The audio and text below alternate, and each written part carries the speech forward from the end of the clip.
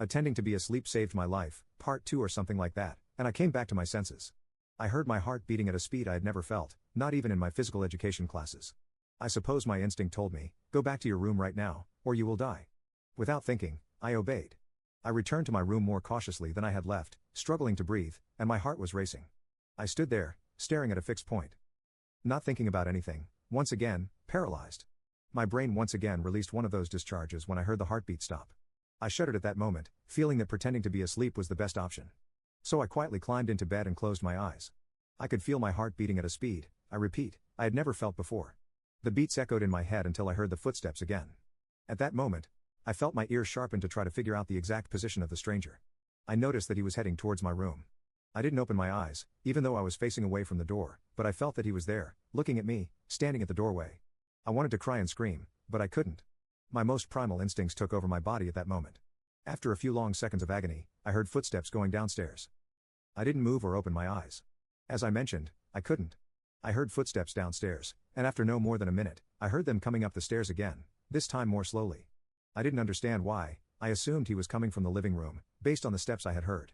I quickly realized that he was inside my room, not just at the door but inside. I heard the steps behind me, knew that he was there, 3 feet away. I could feel his presence in his breathing, slightly accelerated but calm. I realized he left the room and went to my parents' room, came back, and this time, I noticed his breathing was heavier, as if he was exerting himself. This repeated 2 more times. I remained completely still, not moving, and my brain showed me the layout of the house, and by the footsteps, I knew where the stranger was all the time. I developed powers, obviously caused by adrenaline. It's true what they say, in moments like this, we truly see the human in its purest state. A dense silence filled the room. I was in the room, still feeling his presence, knowing he was watching me, feeling it. I realized he approached me. Again, I heard his breathing right behind me. Suddenly, I heard how he touched or caressed the wall of my room, which had a rough texture, popular in Spain a few years ago. After listening to this sound for a while, I heard him leave the room and go downstairs. I heard him enter the living room and heard nothing more. I stayed motionless, with my eyes closed, not sleeping, not knowing how much time had passed. It had been a long time since I heard any footsteps or any indication that someone else was in the house. With a racing heart, I gathered the courage and slowly opened my eyes. I saw the light blue wall of my room clearly. It was daytime. But the sun had not yet risen. I guessed it was around 7 or 8 in the morning. I stared at the wall with my eyes open for a long time. I didn't want to leave the bed. I didn't want to check if everything had been a dream or if it was real. Everything was strange. By this time, my parents would already be having breakfast and chatting. I gathered courage once more and decided to turn around to see my parents' bodies, completely mutilated, covered in wounds and blood. Their faces were unrecognizable, and their limbs hung by threads of red.